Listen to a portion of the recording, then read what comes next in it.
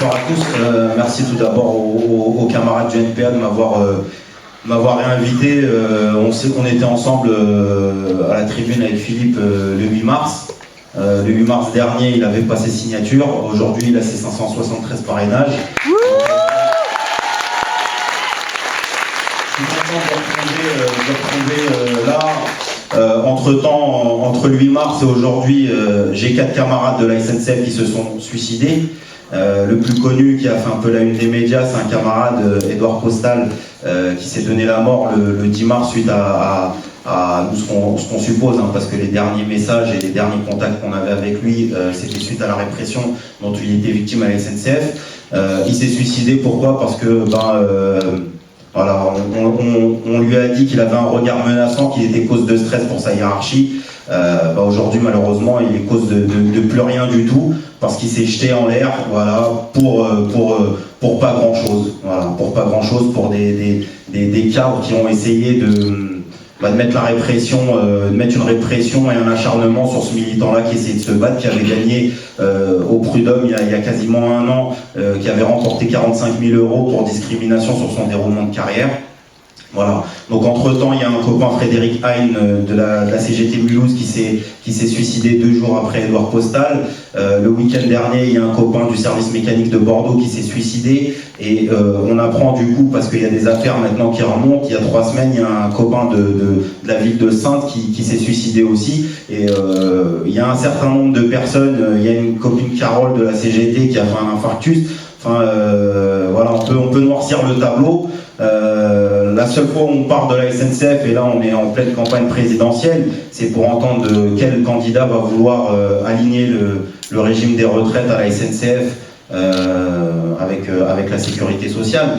Il n'y a même plus besoin de l'aligner, hein. Moi, j'ai reçu mon papier de décote de retraite il n'y a pas très longtemps, je partirai à 64 ans. Donc il faut savoir que Sarkozy est déjà passé par là et qu'à la SNCF, chaque année on rajoute un certain nombre de trimestres pour faire en sorte qu'à la fin, ça sera lissé dans quelques années. Aujourd'hui, il n'y a plus aucun cheminot qui part à 55 ans, le minimum, ils partent tous à 58 ans. Donc aujourd'hui, moi je suis là, pourquoi? Parce que bien sûr, si on est à la tribune avec Philippe Poutou, c'est qu'on soutient Philippe Poutou. Parce qu'on est obligé de le soutenir. Aujourd'hui, bien sûr, il y en a plein qui se disent mais qu'est-ce qu'on vient soutenir un candidat ouvrier? De toute façon, il va faire 0,5% et au final, ça sert à rien du tout. Nous, on essaye de faire en sorte qu'il ait une tribune, d'essayer de porter ses idées, parce que c'est le seul qui a des vraies idées pour le salariat. Marine Le Pen parle pour les agriculteurs, les autres, chacun parle un peu pour chasse et pêche. Voilà, Philippe Poutou, c'est le seul qui parle au plus grand nombre, c'est-à-dire le salariat, c'est 23 millions de personnes, et il n'y a personne d'autre que lui qui s'y intéresse. Donc moi, en tant qu'ouvrier, en tant que cheminot, je me dois d'essayer de soutenir sa candidature, parce que c'est le seul qui essaie de proposer quelque chose, un projet révolutionnaire pour la France. Et ce qui est bien, c'est qu'il n'a pas le melon. C'est pas quelqu'un qui se dit moi je veux le pouvoir, je veux ceci, cela. Il a très bien compris que la tribune des présidentielles, c'était uniquement pour porter les idées de la classe ouvrière, parce que comme Philippe, comme Gigi, comme les autres autour de la table, on a les mêmes galères, hein. On est dans une tribune surélevée, mais je vous rassure, on est tous au même niveau que vous, on est tous à découvert à la fin du mois, et en attendant, on a le droit comme débat sur TF1 des voleurs, voilà, pour la plupart. Voilà, c'est ce qu'on essaie de nous faire croire, qu'aujourd'hui, les ouvriers, les Français, les citoyens n'ont rien d'autre, ne méritent rien d'autre que des personnes qui, aujourd'hui, se déclarent honnêtement, comme des personnes qui ont fraudé le fisc. Voilà, là on a eu Leroux, il n'y a pas longtemps, il les en a parlé. Voilà, Leroux qui, normal, en toute décontraction, parle au micro, dit oui, j'ai employé mes enfants de 16 ans, et c'est normal, et il est devant un cordon de CRS et de policiers, il n'y a personne qui lui met les menottes. Voilà, donc nous on en a marre de se faire balader, on en a marre de toute cette caste de politiciens qui apportent rien du tout aux ouvriers, qui ne répondra à aucun critère pour essayer d'améliorer le quotidien des salariés, des ouvriers, des étudiants, des retraités. Je regarde, il y a des affiches 32 heures sans perte de salaire. Le seul moyen d'essayer de baisser le chômage concrètement, et ça a été prouvé par le temps, c'est le moment où il y a eu les 35 heures, il y a eu 400 000 chômeurs de moins. C'est en baissant le temps de travail et en répartissant. Si vous analysez un petit peu, Fillon avait dit moi je vais supprimer 500 000 fonctionnaires à ma présidence, et on lui a demandé comment vous allez les supprimer. Il a dit en passant de 35 à 39 heures. Et derrière, il a dit qu'avec les 39 heures, on va baisser 6 millions de chômeurs. Donc moi, il faut m'expliquer comment, en passant à 39 heures, on supprime 500 000 emplois, et en même temps, on supprime 6 millions de chômeurs. Ils nous prennent vraiment pour des cons. Donc maintenant, il va falloir qu'on se dise, est-ce qu'on veut essayer de faire péter ce système-là et porter les candidats qui le méritent à porter ces revendications, à faire en sorte que les gens se battent, parce qu'à un moment donné, il y en a marre. Moi, je vous dis la vérité, il y en a marre de voir à quel point on est exploité, à quel point on est réprimé, à quel point on se fout de notre gueule, où au quotidien, on voit le traitement médiatique qui est fait des ouvriers. Hein. Je vous parlais d'Edouard Postal, ça a fait quasiment très peu de bruit dans les différents médias, contrairement aux chemises arrachées d'Air France.